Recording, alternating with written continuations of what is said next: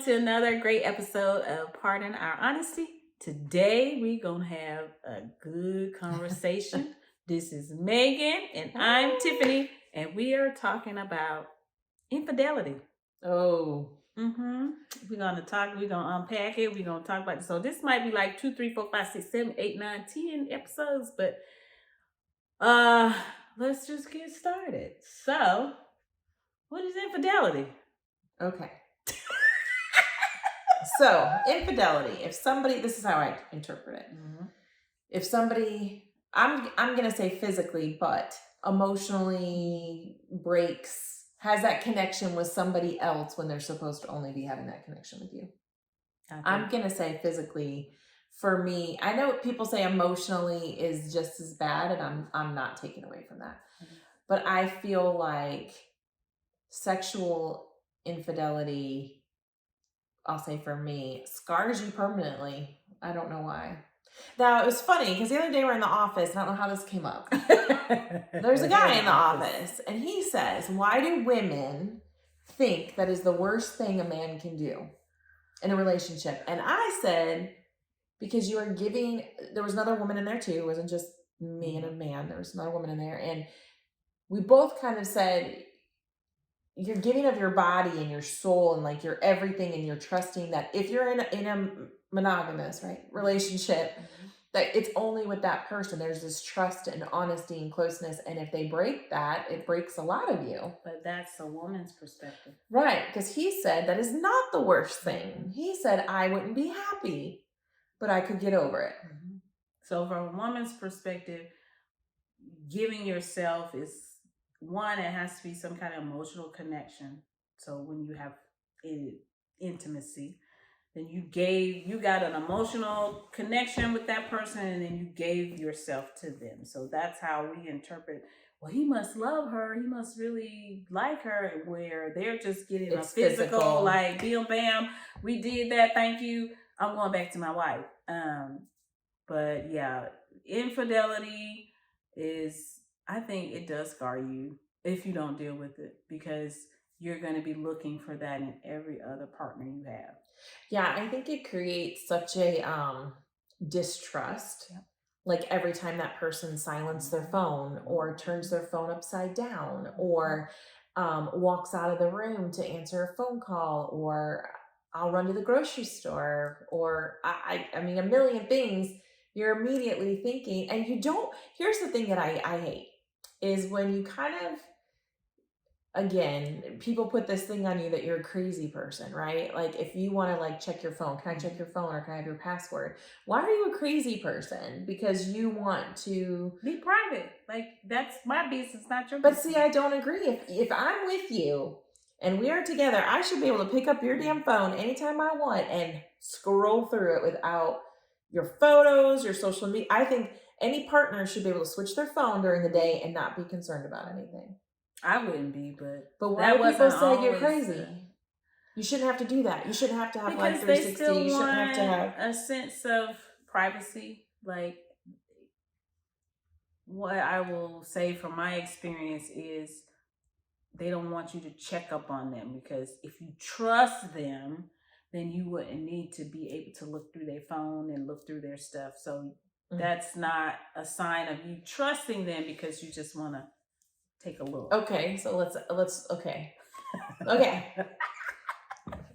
so if that's a new partner, I could see that. If you are staying with a partner who cheated on you, yeah, at what point,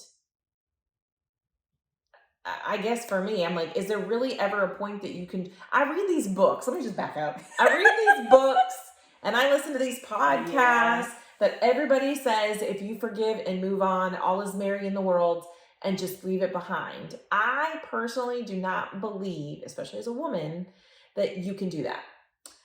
You can. I think that's bullshit. It takes a lot of work. I think it's bullshit. No, because I think it's bullshit. Like, you're telling me. I've been there. I'm in it. But you're telling me, I could tell you that 8 years later, 7 years later, that still flashes in my head. Okay, I've gained weight, so I'm not as attractive. Would that lead him somewhere else? Wait, he didn't get home on time. Did he do something? Like, and not saying I accuse him verbally, but in my brain, I am not 100% at the point that I would say that would never happen, because I'd said that before and it happened. And they never never before, right? Right. Right. I think it takes intense therapy to be able to move past it, because you need to deal with the trauma, because it is a trauma of your trust is broken. Like, I gave you my all, and women, we have a mantra in our head, just like you kind of mentioned.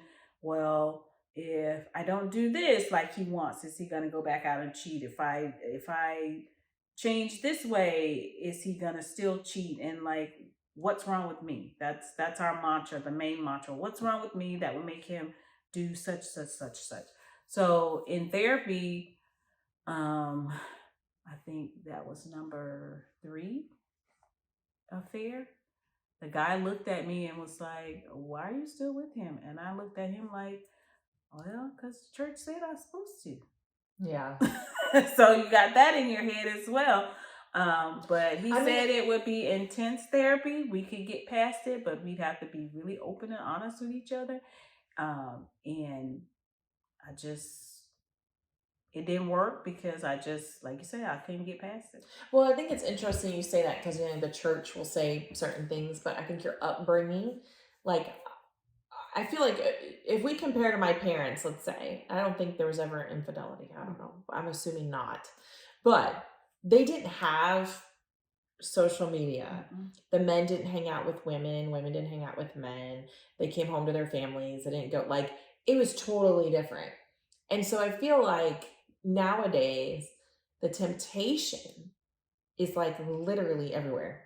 You can't comment on somebody's post without somebody sending you a message, or you go out to the grocery store and people are literally in line saying, "Oh, you got a girl, or you got a guy?" Like, it's like everywhere. And I think that's part of the problem, because unless you are 100% committed to each other, your brain wanders. I mean, it's natural. I mean, if something hit the window, you'd be looking at it, seeing what it is, and that's just the same thing. A man or a woman or whoever walks up to you and gives you attention in that moment that you just left your house fighting with your significant other, and then if that did happen, but like, the interesting thing, like you said, back up, is for men that we've talked to, that isn't the worst thing you could do.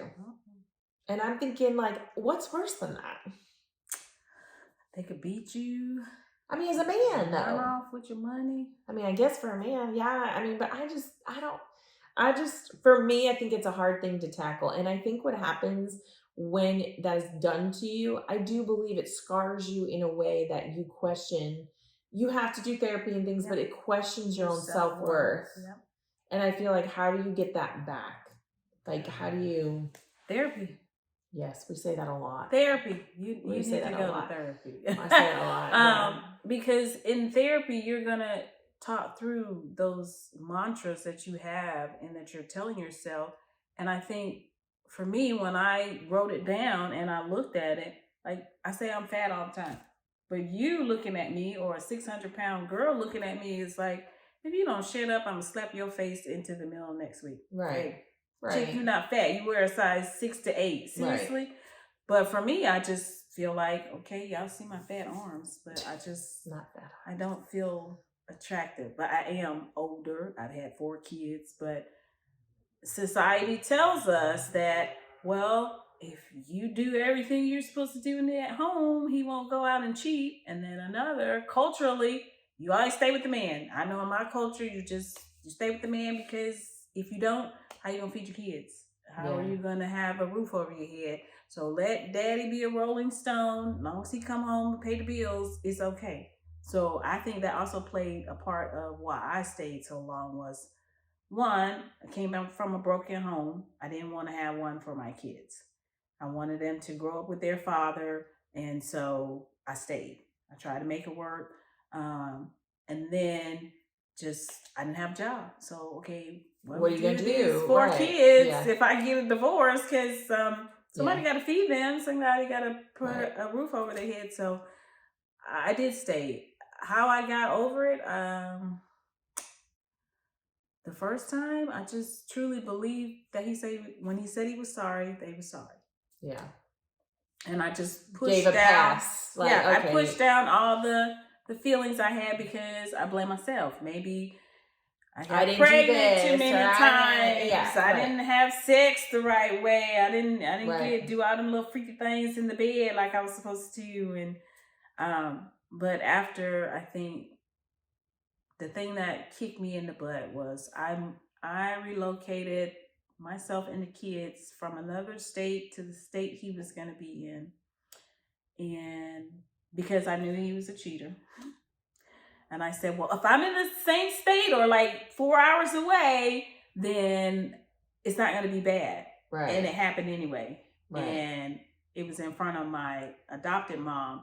And she was looking at me like, what the hell is going on? And I was so embarrassed. She and I had a big fight about it. I was so embarrassed that I was like, she told me I needed to stay and just start over. And I was like, nope, I can't stay here with you. I need to be on my own. And so I forgave, smile, pretend, and I went back and I started like trying to devise a plan. And it takes two. Yeah, and it didn't work. So, because I do believe people can make a mistake based on, people can make mistakes based on environment or based on distance or whatever. And I think there is true repentance where people feel bad and they'll do everything to prove you over and over. But I feel like once that trust in my brain, I'm not saying you can't, I'm not saying you can't get past it. I'm not saying whatever. For me personally, once it's been done, I feel like there's always that mark. Yep. Like there's just always that one little mustard seed of like, that happened before. But I think the interesting thing is that lately, so I'm 42. Lately, when I'm around women my age or older, they speak very openly about it. Like, I was with a woman at lunch a couple weeks ago who was a mutual friend of a friend. I didn't really know her personally.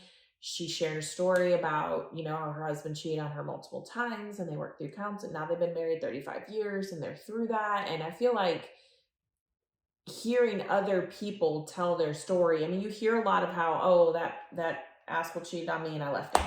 Okay, cool. We hear that all the time. But when you hear of the people who have been and they worked through it, I know it's a possibility and I know it happens, but I still, I didn't know her well enough to say, well, do you not still have issues? Like, do you not doubt in your brain? Like, I wanted to ask that. Probably. I guess I would say it's probably going to depend on how long ago it's happened, and then what is he or she, because she's cheat too. Yeah.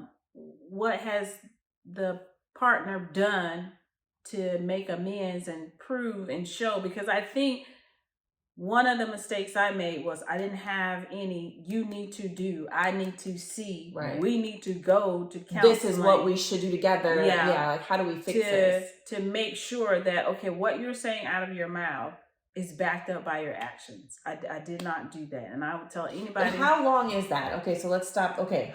So if I say, I want to be able to check your email and your text and your phone, is there a time limit on that? Like if you've done it for 2 years, is that enough and I shouldn't be checking your stuff anymore? Or do I check it for the rest of my life? Because at what point then am I still not giving you enough trust to where you're just like, F this, you still don't trust me. It's 3, 4, 5 years later.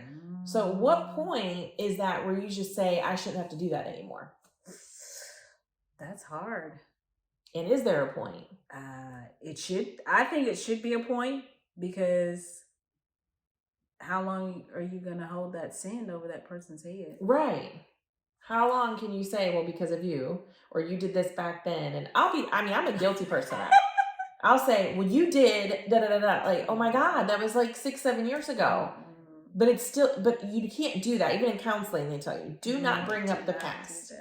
What are you doing that you move forward? But how do you not do that? It sounds good to say not do that. But when you're fighting and arguing and you feel insecure and maybe they haven't 100% made, how do you not say, well, the reason why I'm asking you is because of this? Because you're going to forgive, right? I know. And it sounds so cliche, but yes, you forgive, but how do you forget? That's the problem. I don't think you ever forget. I don't think I ever forgot. I just moved forward hoping and praying and wishing a whole freaking lot and that ain't the word I really want to say, that they're not going to do it again. So did you carry that over to your next, like, as soon as you started dating somebody else seriously, did you assume anytime they did anything that they were doing something wrong? How did you not do that? Because I would have said, for me, if I would have seen you make one weird thing that person did, my brain would immediately go, oh, they're doing the same shit. I don't know. So you left it only associated with that person. Yeah, with that person. And you didn't carry it to the next person. And I think his behaviors in the beginning of our relationship, and we'll probably talk about this subject another time, but I was dating a guy that was married. And I was trying to get out of the relationship, and he was being really nasty and ugly to me. And it was the same time I had met Ed. And he wrote me this crazy behind text message or something. Anyway, we ended up telling the wife, and Ed was the one that was standing up for me, talked to the wife, saying, you need to get in control of your husband. She's trying to break it off or whatever. So I knew from what his behavior was then that I didn't think that I would ever have to deal with infidelity with him. Yeah. So how do you deal with that with so we talk about our kids a lot. So like with my daughter, I will tell her if somebody cheats on you, I'm like, they just don't value you, you need to go. But that's probably bad advice because, right. But how do you tell them to stay? If you are not married, I would say get your ass. Yes. Do something. But if you're married. Agreed. Yes, that's a good point. You got to unpack it. Even if you don't stay, you still got to unpack that situation, that hurt, that trauma, so that even if you don't stay, when you move on, you don't carry that to the next relationship and be looking out the window and looking at the person like, are you lying? Are you cheating? Are you whatever? Yeah, that's kind of hard. I never talked about the adultery. Yeah. And I never talked to my kids about it because I never wanted them to see the person in a different light than a loving, caring, whatever. I didn't tell my mom. I didn't tell my friends. I know I didn't tell my friends because honestly, if I'm being truthful to myself, probably up until year 10, I knew I wasn't going to leave. Right.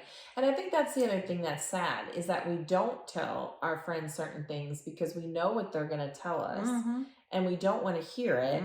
But I feel like I appreciate the people I can go to and say, this is my effed up life. And they're like, that's okay. Or I've been there. Or, you do you, whatever affects you. And if you're happy, I'm here. And if you're mad and you want to go, you can bring your crap to my house. But I think it's very hard for people to be honest with people based on the judgment they think. Because I wouldn't want to tell you so-and-so did something and you hate that person because you're never going to love them like I do. And now I stay with them and now you just don't like them. And that's why I never talked about it. Right. But in the bad thing about not talking about it is you don't have people, like I keep saying this all the time lately. If people just shared more, I think we'd help each other through more stuff than not. But by not sharing, you didn't get any support from anybody either. So then you feel even more trapped. Well, the support that I got was, baby, it's okay. Y'all just need to spend more time together. And this was from the church. And I was so angry, so pissed off, so hurt that you're not going to say anything to him. You're not going to confront him. You're not going to try to bring us in for counseling or therapy. Y'all just need to spend more time together. What the hell is that? And I do think the church fails in a way. And I mean, I believe in God. I go to church, so I'm just going to put it out there. But I do think they fail in that aspect of relationship. Even singles in the church get no support. No support. They're not. But I think people will say, you just haven't been to the right one. Yeah. Okay. Well, from our experience. Yeah. And in marriage too, it's when they won't face the real problems. I think the more progressive churches are starting to do that. Like, what's the deal? Why did you do this? And like, deal with it. But you're right. Others are just saying, you're married, work it out, figure it out. And when that was probably number 5 or 6, I was like, you know what? If I'm going to pay for anybody's sins, I'm going to pay for my own. And I completely left the church. I left him. And I was like, if I'm gonna go through hell, it's gonna be my own doing. So I went stupid crazy. In your culture, Mm-hmm. is divorce a big deal? Not anymore. I think no, right. But then when you first, I mean, now I don't think anybody cares about divorce. Fortunately, it's like every other person. Hey, we're divorced. We got married 6 months. Yeah, in the church that I. By the way, I'm divorced, so I'm not. In the churches that I grew up in, yes, divorce was you don't do it. Yeah, you do not do it. That's how I kind of feel like I was originally raised in a Catholic church, and then we just progressively went away from church, and I didn't go back to church until I was in my 20s. But I don't really have any witnesses of divorce in my family. Like my mom's, my aunts, my uncles, my siblings. I don't know of anybody, honestly. I am the first person that I know of in our family to be divorced that I'm thinking. I think I have one uncle, my dad's brother. I think he got divorced. Yes, he was divorced. Other than that, there's no divorces. So then you almost feel, yes. So I am like one of the only, I'd say two that I know. Yes. But that's a pressure too, because you feel like, but then you wonder how many people stayed married that didn't want to because they were afraid. A lot. Right. A lot. Yes. So, but do you think that if you get cheated, like your spouse cheats on you and you stay with them, do they think that they could do that again and again because you stayed? Depends on the person. Are you giving them the like, hey, I let you do it, so? Depends on the interpretation, the perspective. I think, there are some that are like, well, she broke, she don't have no job, or he don't have a job. She's not gonna go anywhere. She's not gonna go anywhere, so I can do whatever I want. And others that are really remorseful and sorry and just, okay, we were going through a rough patch, and Becky Sue was over here, and she had that perfect word to say to me in the moment that I had a moment of weakness, and but I think you're right in the fact that you like these things we're saying, and we're just speaking, like a male, this is just what we're referencing, it isn't emotional. It's sex, and that's it. And I think you're right when you said earlier that we have it like, oh my gosh, you must love her. She must be everything. She must be better than me, and blah, blah, blah. When really, that's probably not any of it. So I think like what you've said multiple times is it's your partner and you. How well can you communicate afterwards? Are you willing to get help? Are you going to deal with it? The people who just brush it under the rug, I feel like you're just creating an environment for you to wither away because you feel bad about it. And that partner to keep doing it because y'all never dealt with it. Yeah. And if you don't deal with it openly and honestly and say the things that you want to say, and how do you expect to get past it? I felt like if I prayed hard enough, God would fix it. Well, he did. You left. I don't think that's what he wanted me to do. Maybe he did. I prayed so hard. But maybe that was like, somebody out there saying that's not what that is, but maybe that's the answer. Did so much, Jesus, and I was devastated because But did you blame yourself? Did you think it was something about you? Yeah, I thought I was not sexually attractive. I had all these kids too fast. It was a burden. I wasn't working. So did you use that to justify it the first few times? Like, oh, yeah, it's because of this and this and this, so he gets a pass, but like... Yeah, because the first time he was away for a whole year. And so for me, like you said, sweep it under the rug. I was like, okay, well, he was away. So, that temptation is there. You're going to be away from your spouse for a year. So, okay, that happens all the time. So just sweep it under the rug, forgive. Okay, let's try again. But like I said, that straw that broke the camel's back is when I moved, and then you was like 3 hours away. And if you had that burning desire, you just get your ass on the road and come up the road 3 hours. Like, why would you do that? And I was done. I just didn't know how to get out. But do you think having a bad sex life, if you're in a relationship and maybe your sex life isn't great and maybe it's complicated or whatever, does that justify somebody to go outside of your relationship? No, because we should be talking about it. talking about it. Talking about sex, because yes. the Bible says the marriage bed is undefiled. So if you want to do all that freaking nasty, get it. Yeah. You can, but you have to talk you to gotta each other. talk about it, and you need to understand that person's history, because I think that plays a big part in sex. And we're gonna talk about sex, y'all. Because for me, I swear I'm a prude, but depending on the situation, I might not be. Right. And why your is comfort, that? your communication, So yeah. if he can't tell you he want to do it like this and this and this, and y'all can't come to a compromise, if you having a rough patch and you guys aren't connected, you don't have that friendship, and Becky Sue say, I'll do that for you, then you might have some issues.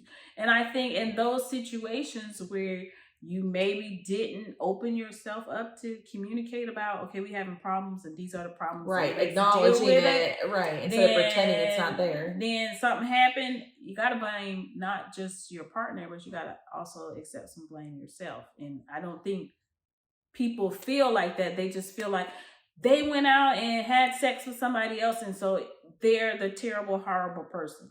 You can't necessarily say that. Right, because it could have been a terrible, horrible relationship, and that was their escape from it. Yeah. Not saying it's okay. It's not okay. Not saying it's okay. But, and I think that's where the core root is the partner you have to be able to communicate with and all that good stuff. And when there's infidelity, that has to go to another whole level. Yeah. There has to be so much openness. Here's my phone, go through it, do what you want, go through my car, come with me to work, put on Life 360. Like, you have to be willing to go above and beyond to reassure that person for, I would say, as long as it takes, personally. But I'm sure there should be a cutoff point. There should be a cutoff. I don't think, if I had an affair on my husband, if 10 years later he's still talking about, let me see your cell phone, and I have not done anything to give them any inkling that I might cheat or I might do something, or I'm still up to sneaky ways, then 10 years later, God dog, now something got to give. You just can't keep treating me like this. But I think my personality would probably be like, I don't give a shit anyway. Yeah, because I feel like for me, if you said, this has got to give, you got to stop, I'd be like, instantly, what are you hiding? Why you care? I'm checking your phone. What? Like 10 years. I mean, but it doesn't mean I'm checking it every day. But let's just say I see you sitting over there on your phone for 2 hours, because everybody's lost on their damn phones. Yeah. And you're not talking to me. You're not sitting next to me on the couch. You ain't making out with me, but you over there on your phone.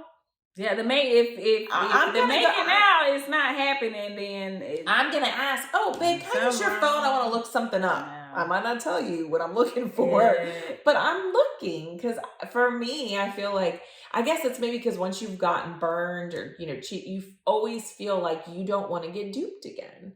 Like, I don't want to get duped again. And you're not going to beat me. I'm going to be ahead of it so that I'm not crushed and I'm laying on the bed crying, wondering why me and all this stuff.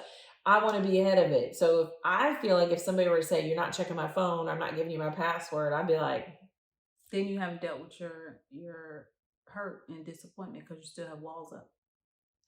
I mean, yes, but if you are doing the shit you're supposed to do, why do you care if I check your shit? Because we're going to move past this. And how we move past it if you still got walls up?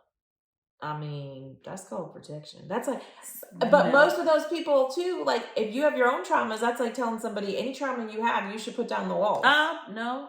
Well, I mean, no. How are we supposed to move past it if you don't put your walls down? Go your ass to therapy. But you hold that trauma. You hold it right here all the time. Like, boom, there's that trauma, and things trigger you and things whatever. And I feel like that's the same with infidelity. It is. Ew, I didn't like that. It is. Because that triggered. And I think the hard thing I'm only speaking for male to female for me, but because the males don't have that same emotional connection, typically, with sex involved as a female does, to them, they're like, get over the shit. I made a mistake. But to the woman, it's like, no, this 900 reasons why you must have done it, not just because you wanted to have sex. No. So not just physical, right. I think that's where that trauma comes in, because you're thinking it's me. I did this, I did that, our trust was broken, da da da da da. So I don't feel like there should be a time limit on checking stuff. I think there's got to be a time I limit, think but it's- I understand. I think it's as needed.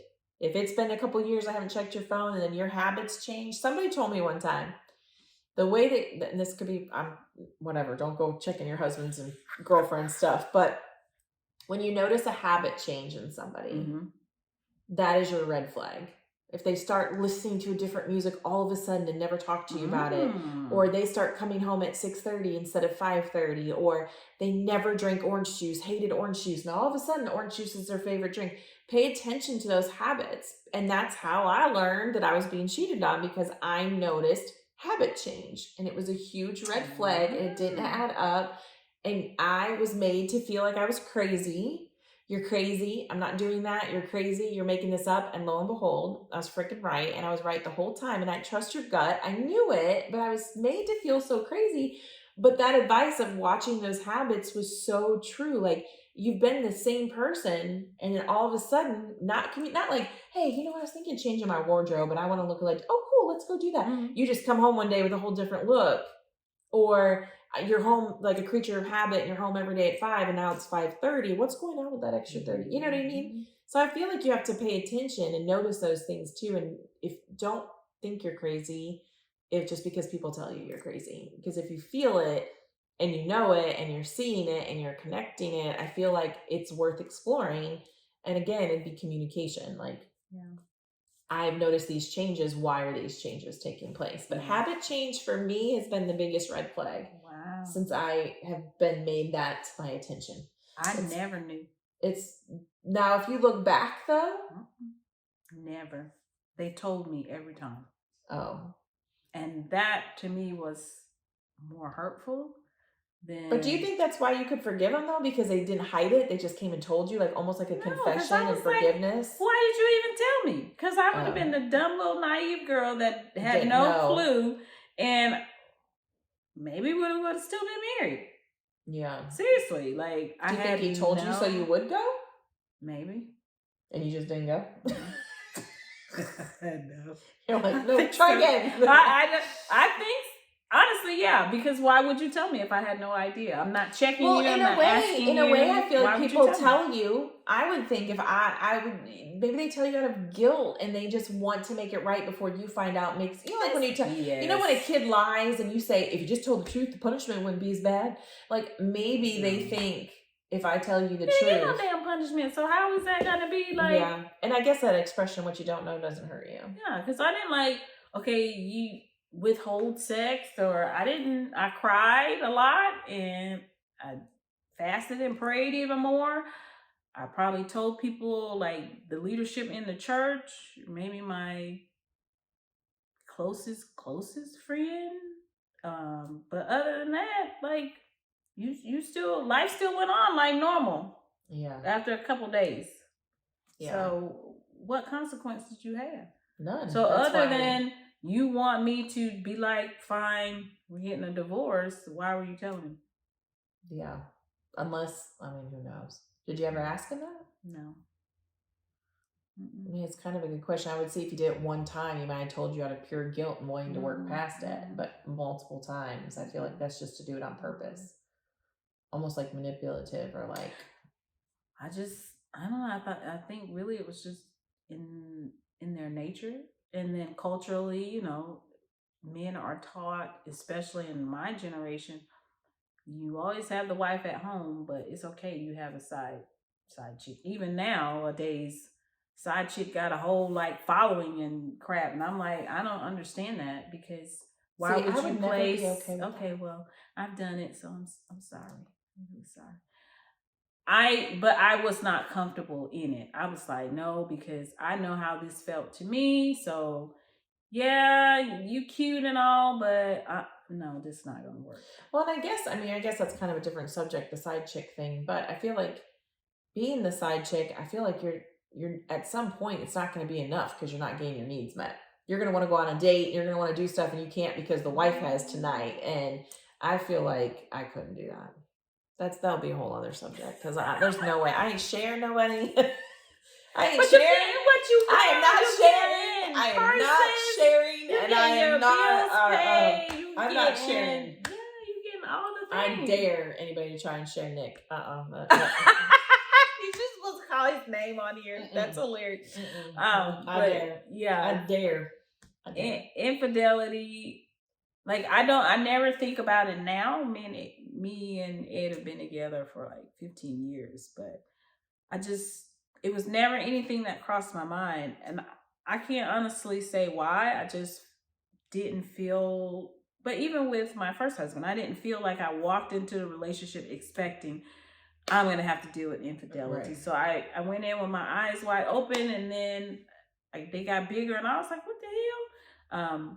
But Ed would probably say a different perspective. He would probably be like, yeah, that chick be thinking about whether I'm cheating or not. But right. I know me, you didn't. Yeah, I know for me, if he was to cheat, we'd have a very serious conversation. And at the beginning of our relationship, I always said I would leave because I've been through that before. Right. And once you do it one time, it's just a slippery slope, and you're gonna keep doing it again. But now that we've been together all these years, I think Shamar Moore is super fine, and Idris Elba, yes, I would marry him. But I mean, those are just like fantasies. I'm just noticing, but I'm not pursuing, and I don't think he would pursue anybody else just because he's Ed. And he always tells me, like, one of y'all crazy behinds is enough. That's true. That's true. I don't know why any man want multiple women, but I think, though, if you are a person who does want multiple spouses or partners, then you should not get into a relationship with somebody who likes monogamy. Yeah. Like, if you are the person who likes an open marriage, or you want to have multiple wives or partners or husbands or however you want to do it, I think that needs to be communicated early and up front. You don't get with a monogamous person and say, well, I want to have multiple. Like, that's not a fair thing. Yeah, that's not fair. And I don't think adultery is ever fair or called for. I think that it's easier said than done, but if you're in a situation that you're thinking about it, I would rather my partner come to me and say, listen, I'm struggling and I'm feeling very tempted. I'm looking at stuff online, or this girl at work's flirting with me, and we need to figure it out because I'm afraid. I would take that. I mean, of course, my feelings would hurt and I'd be insecure, whatever. I would take that 100 times over, finding out a month later you slept with some girl in a parking lot somewhere or something. Well, you know what I mean? But everybody's not that open like that. No, they're not. But I'm saying that would be ideal. Like, I wish couples could communicate to the extent of realness. And say, this dude hit on me today and it made me feel good. You need to up your game because I'm going to go back there just for that guy to hit on me again. You know what I'm saying? Idris, call me. Boy, I'm about to leave you right now. No, but yeah, I mean, you're right. That would be ideal, but. And I know men don't communicate very well with stuff like that. Women don't communicate sometimes either because we don't want to upset somebody, or we don't want to feel like we're insecure or whatever. But if we took all that shit away and just went to the person and communicated, I feel like a lot of the stuff could be avoided. I think so.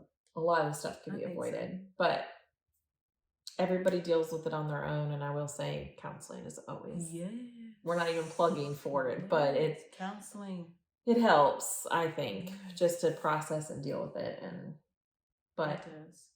If hopefully, though, you have somebody to talk openly with and freely with, even if it's not your partner but a friend, because I feel like it's not you, it's the situation or whatever, and you can't carry that stuff because it will affect your health, it will affect your weight, it will affect your stress, it will affect your anxiety, and you're carrying things that maybe have nothing to do with you. So being able to release that and don't judge. Like if I'm telling Megan something about me and Ed, and we make up, she's not gonna say to me, girl, why you still with him? Once you just met him last week, you should not have forgiven him. He said, don't do that. No. Let them figure it out, work it out. You be there to support your friend. And if they stay together for 50 years and he's the worst piece of crap ever, support her. Yeah. So know your circle. Not everybody's your friend. No. Not everybody. That's the subject we gonna talk about. Yeah, especially with infidelity. You tell somebody that you need to trust that it's somebody who's not going to go and tell 20 people, did you hear? And she's still with him. And, like, that's not the type of people you need. No. You need the people who are like, whatever you do, boo, I got you. Like, whatever. That's the type of people you need. Yeah, me too. All right, guys. So this has been infidelity on Pardon Our Honesty. So we hope you share and you like our podcast, and stay tuned for the next one where we're going to have some juicy conversations about life, love, and all the shit in between. All right. Until next time, guys. Bye.